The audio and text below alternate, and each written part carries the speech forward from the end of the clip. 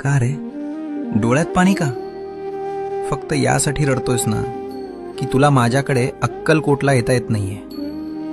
इतर लोक जातात आणि तुला मात्र परिस्थितीनं बांधून ठेवलंय याचं वाईट वाटतंय ना. तू तिथे येऊन त्या गर्दीत मला शोधतोस, पण मी तर तुझ्या घरातल्या त्या कोपऱ्यात तुझ्या देव्हाऱ्यात मांडी घालून बसलोय.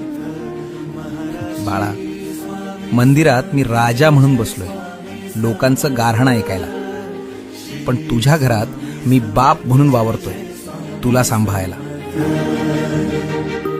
मग राजाच्या दरबारात जाणं महत्वाचं की बापाच्या मांडीवर बसणं महत्वाचं?